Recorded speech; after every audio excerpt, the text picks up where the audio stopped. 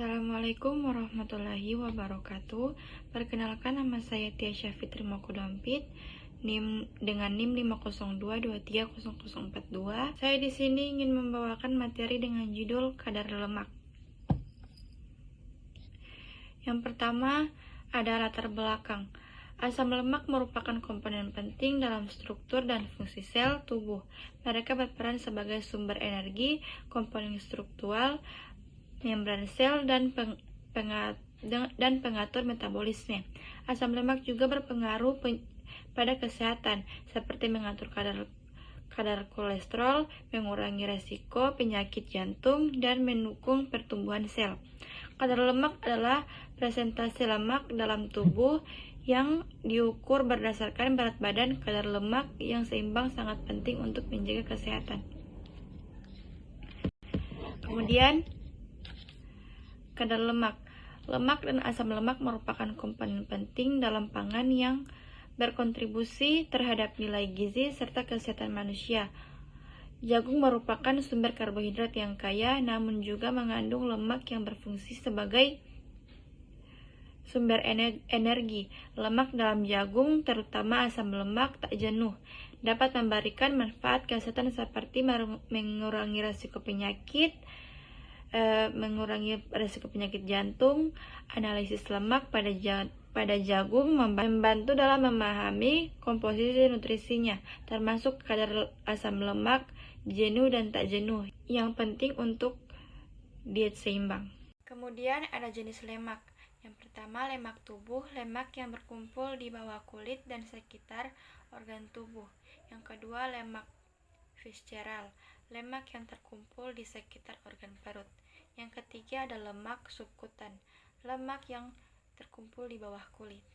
Kemudian ada klasifikasi kadar lemak. Rendah kurang dari 10% pria, kurang dari 16% wanita. Normal 10-20% pria, 16-23% wanita. Tinggi 21-30% pria, 24-30% wanita. Sangat tinggi lebih dari 30% pria. Dan kemudian ada faktor yang mempengaruhi kadar lemak. Yang pertama ada genetika, pola makan, aktivitas fisik, hormon, usia dan jenis kelamin. Kemudian pengukuran kadar lemak. Yang pertama, metode hidrostatis atau air, metode dual energi, abortiometri atau DXA. Yang ketiga, metode bioelektrik impedasi analisis atau BIA. Yang keempat ada metode pengukuran lipatan kulit. Kemudian ada analisis kualitatif. Analisis kualitatif bertujuan untuk mengidentifikasi jenis asam lemak yang terkandung dalam minyak ikan patin. Dalam penelitian ini, gas kromatografi digunakan untuk memisahkan dan mengidentifikasi komponen asam lemak. Hasil analisis menunjukkan bahwa minyak ikan patin mengandung berbagai jenis asam lemak tak jenuh, termasuk asam EPA, asam DHA, asam linolenat. Identifikasi dilakukan berdasarkan retensi waktu dari masing-masing asam lemak yang terpisah dan kolom kromatografi. Kemudian ada analisis kuantitatif. Analisis kuantitatif memberikan info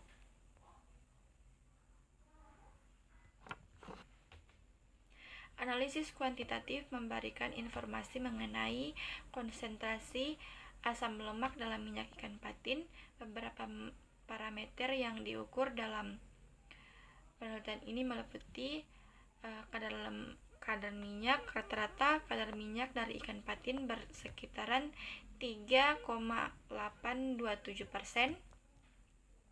Kadar omega 3 ditemukan berkisar antara 1,16% hingga 12,44%. Bilangan asam berkisar antara 3,66 antara 3,66 hingga 19,521 yang menunjukkan jumlah asam lemak bebas dalam minyak. Kemudian ada analisis kuantitatif. Lemak tubuh, lemak yang terkumpul di bawah kulit dan sekitar organ tubuh. Lemak visceral, lemak yang terkumpul di sekitar organ perut. Kemudian lemak subkutan, lemak yang berkumpul di bawah kulit. Dampak lemak tidak teratur. Obesitas, penyakit jantung, diabetes, kanker, gangguan reproduksi, dan osteoporosis.